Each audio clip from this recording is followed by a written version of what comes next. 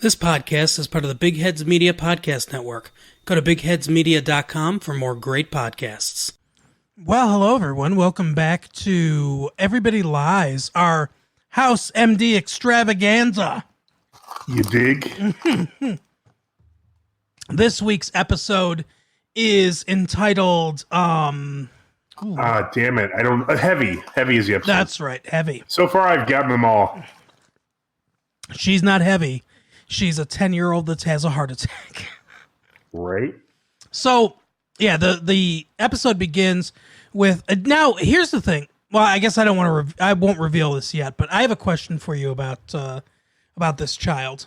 It begins with an overweight girl that is sitting at home with her mom, and she's supposed to be getting ready for school. She doesn't want to go. She's not feeling good. Yeah. Her mom's like, you need to just kind of suck it up and go to school. I know people are cruel to you now because they're assholes or whatever. But as you get older, you'll find that the people are nicer to you and everything. So she's got gym class. I'm guessing that this seems like it would take a long time and is sort of a waste of time of gym class. She's the only one doing the jump rope, and the coach is timing her.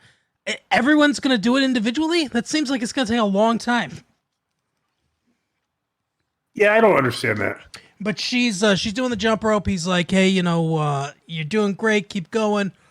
This one shitty little fucking kid's making fun of her. And he gets sent off for laps.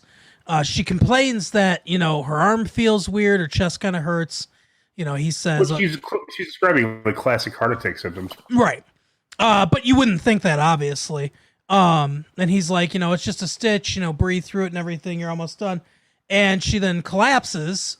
We get to see inside of her body, her heart stop. Return to the great, interior shots. Yeah. So he listens. He's like, hey, go get, I think it's the nurse or something.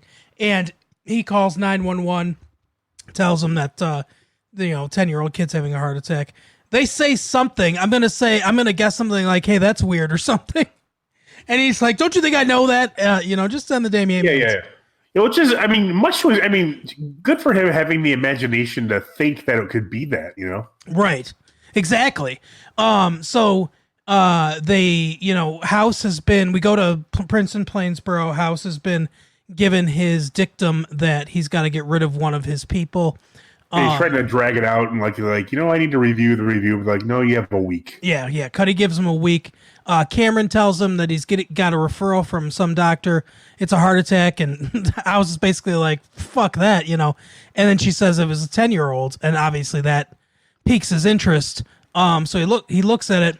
Now, Chase, I don't know if they're just really trying to make him villainous or if there's some, because I don't remember, or if there's something behind this that we find out later. Yeah, he's in pure asshole mode here. Yeah, he fucking hates fat people and is really mean to this little girl. He's like, well, she had a heart attack. He's like, yeah, well, she's fucking obese. Not to her, but about her, yeah. Yeah, but so Foreman's like, it's heart attack. And he's like, yeah, well, she's obese or whatever.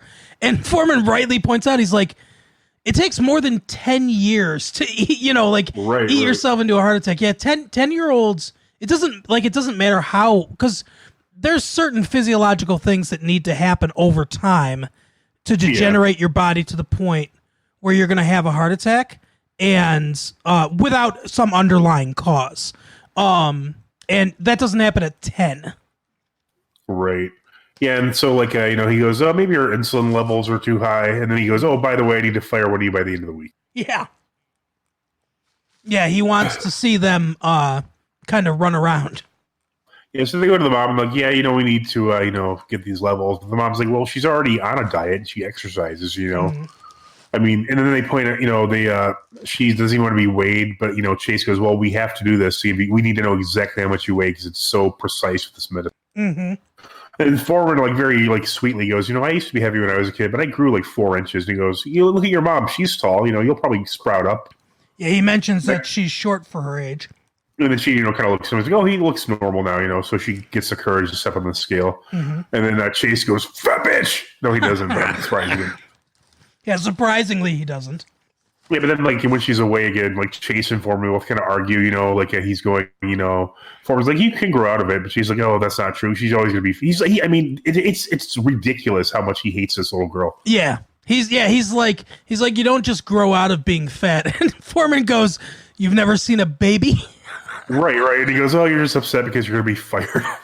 Right. And yeah, because he's like, she's not a baby. She is 10. She hasn't gone through puberty yet, Yeah, that can definitely change a lot of people. And Wilson talks to us. He goes, don't take on Vogler. You don't have any skill at this. You're just, this is not your thing. That's not, you're not good at this. And he's 100% right. But at the other hand, House is brilliant, which repeatedly saves his ass. Right. Exactly. But yeah, so then I think at this point they think it's. I'm trying to remember what they think it is at this point. They think that it might be some kind of hypoglycemia. Yeah, that's right. But then they go to, because they start this test, and then she just starts being this kid's yelling and demanding things, and she starts almost violently fighting off the doctors. Yep. It's she's become hypoglycemic, so they sedate her. And then Foreman goes, oh, that's normal because that happens when you're hypoglycemic. But then it turns out that she's actually not hypoglycemic, so it was just this psychosis was just a random this randomly complete change of personality. Yeah. So psychosis is now the new symptom. And now that so House points out, he's like, hey, now, would be a good time to dazzle me with a really smart idea. So Chase and what's her name? Cameron are going back and forth of things that could be, things that couldn't be. I think Chase is the one that says, it's possible if she's having blood clots, which could lead to a heart attack, that one could have gotten in an area in her brain and caused the psychosis. So at this point, House says, okay, alternate heparin and warfarin, which are blood thinners, for her, for the clots, and then let's, do some scans and see if we can, find something. Foreman then comes into his office and is like, he's like, hey, I know you got to fire somebody, but you stop treating us. You need to have him fight for the job. Right. He's like, oh, I can see, you don't seem invested at all. You don't even give medical opinions anymore. And right. Then House goes, well, if you had to fire somebody, who would it be? Right. And then, Foreman, it takes about a bit to get out of him, but with, no shock, he suggests Chase, not because he's rich, because he doesn't appreciate the position he's in, compared to Cameron and himself. Exactly. And he's like, there's no, it's okay, if you just want to hang out, but this isn't the place to do it. Which I agree with him. Right. But House says, Foreman is very, dedicated to the job, for sure. Oh, for sure. But House goes, that's interesting. Or, I'm surprised, he says. And he goes, you thought I'd pick Cameron? He goes, I didn't think you'd pick anybody. Right, yeah, he was kind of surprised with it. And then he talks to Wilson again, because he, Foreman usually doesn't get into it, but he talks with Wilson, and Wilson goes, why don't you just quit? You can get a job anywhere. It's not like you probably have 100 phone calls, much like Puff Daddy did after he quit his label, the day after. Exactly. And then Foreman, yeah, go ahead. No, we've missed this for a little bit. Foreman leaves the hospital and goes to talk to the teacher. Yeah, that's right. And he goes, oh, you have a pair. She tells him that, they pair with an older. He goes, maybe because House suspects she might be taking diet pills, but the mother denies that. Yeah, because the diet pills, because I forgot about that, because if she's having blood clots, the diet pills could cause the clots. Right. So then they go out and he talks to the teacher and he goes, is the older kid her friend? He goes, actually, she doesn't have any friends, at all. No one likes this poor kid. They all tease her. By the way, yes, when you don't see her body a lot in this episode, but when she's freaking out and having her psychotic episode and she's on the bed and she's in the gown, you can kind of see her full body a little bit. And I don't think this is, the child's actual body. But yeah, I mean, she's pretty big. But seriously, no friends. I know kids are fucking assholes a lot of times, but you'd think she'd have at least one or two friends. Right. I mean, they all like tease her mercilessly. Maybe that's part of it. Yeah, I guess. Yeah. So go back to Vogler. He's upset that he hasn't fired anybody. So he goes, he goes to Cameron. He goes, "Hey, I'll help you out if you get fired." So he's trying to kind of tip his hand to get. He's trying to force House to do something. Yep. And he does. He does the same thing with Foreman too. At one point. Yeah, yeah. Where he kind of just talks to Foreman and tries to get to know him a little bit better too. So Foreman talks to this older kid, and the older kid goes, "Well, she's not my friend." She has to point out that, but she goes, "She was taking diet pills." She always says she's always exercising. And Foreman talks to the mom, and the mom says she took them, but she had shoplifted them, like the little girl did on her. Yeah, the mom's like, first the mom thinks that the little kid, that the older kid is lying. Right. But I can't remember the patient's name, but she she says, "No, mom, she wasn't lying. I was, I shoplifted them. I told her that you gave them to me so I wouldn't get in trouble."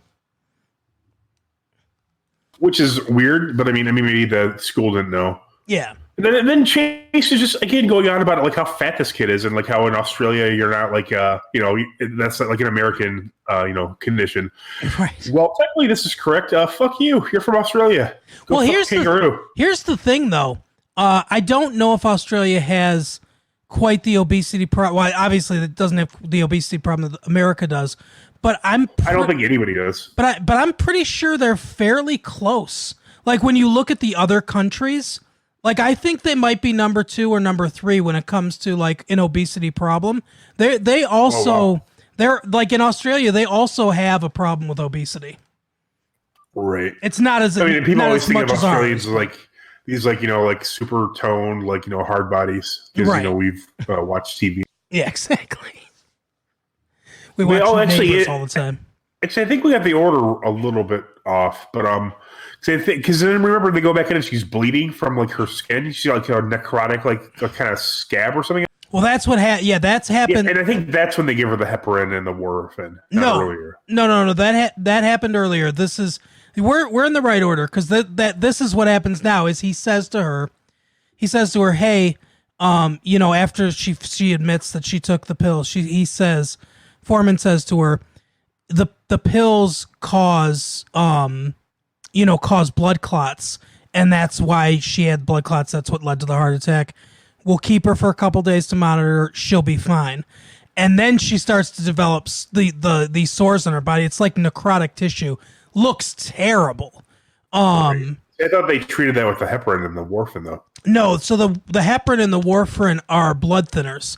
Now, this is a new symptom, but they're trying to figure, like, they kind of... Oh, I see. I see what it is. I think is what happened was they thought that was because of the heparin in the war. Exactly. Because, like, House basically... And Cameron points this out later.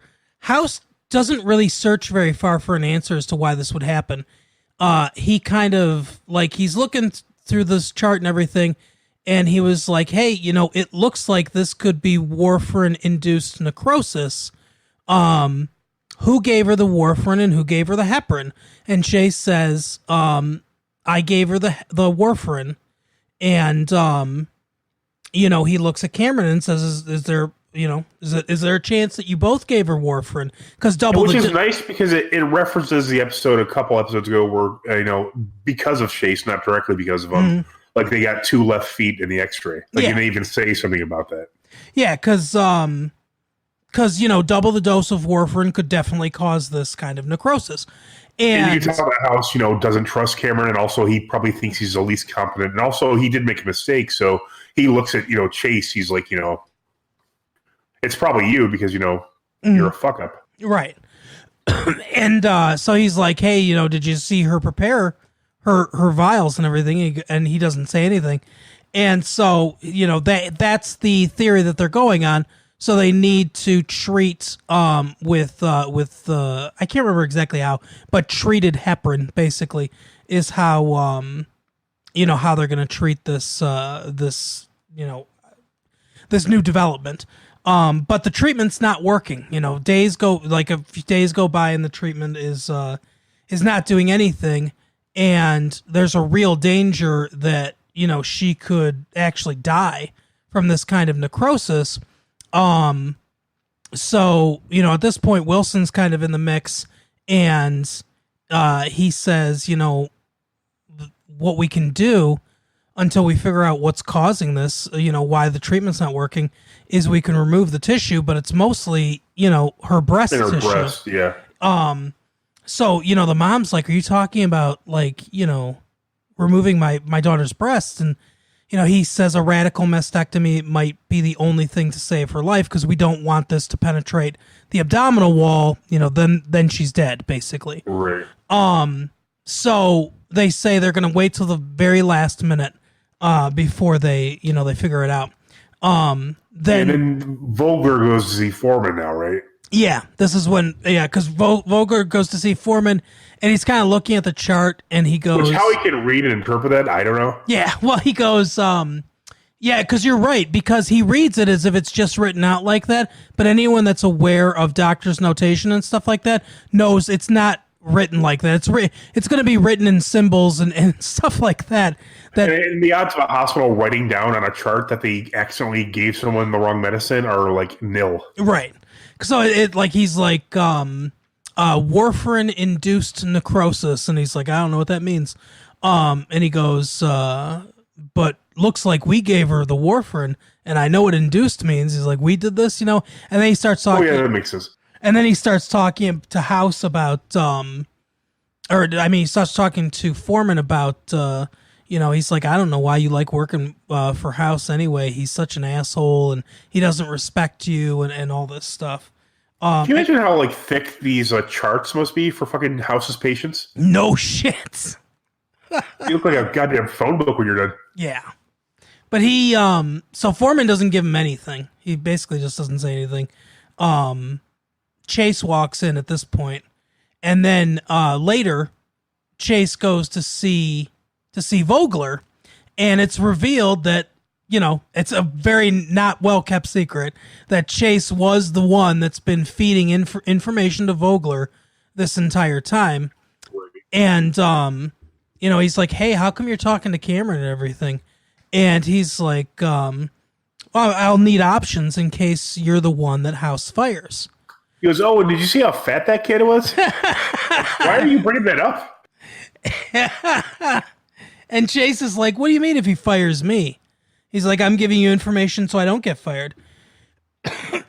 And Vogler's like, yeah, I'll protect you as long as you keep giving me information, as long as I need you. But if if Cameron or Foreman will flip, then I don't need you. Exactly. And he goes, Foreman didn't mention talking to me, which is really funny. So then obviously Chase is pissed. And then Cameron comes to talk to House at the kind of a juxtaposition thing where she challenges him, basically saying like, hey, you latched onto this idea of, screwing up like there was no other explanation. It's completely not like you. If you just want to use it as an excuse to fire one of us, then just, you don't need the excuse. Just fire one of us. Like, this is bullshit, basically. And she leaves for the day. And, it's getting to be 0 hour. So, House has got Foreman and Chase there. They're outside the hospital and hospital room. And he's like, hey, what if it wasn't warfarin-induced necrosis? What else could cause this? And he's like, come on, let's spitball. Give me something to work with here.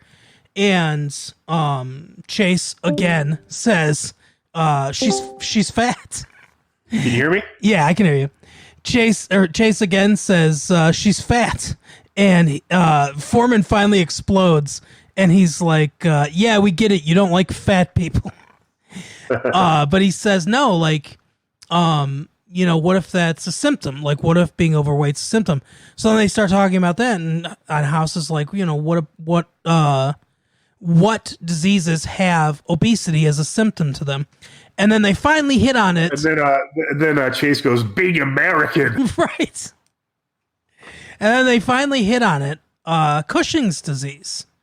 Yeah, which I believe is that it's a small tumor, like usually in the brain, or is it always in the brain? Is it a specific spot? I don't really understand what designates it from another. So, Cushing's disease or Cushing's syndrome can happen in one of two ways.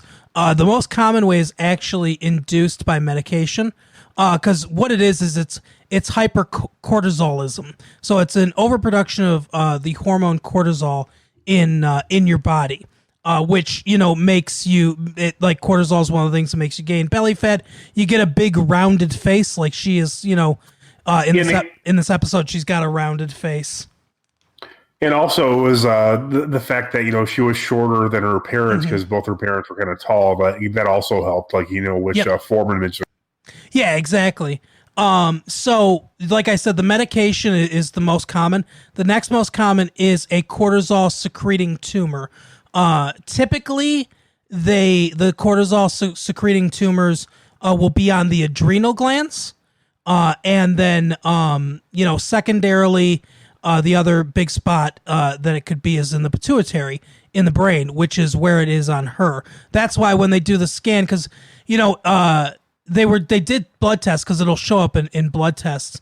And Chase points out, hey, her test never came back, showing this increased cortisol. And House said it could be cyclical, and we might not have made the cycle.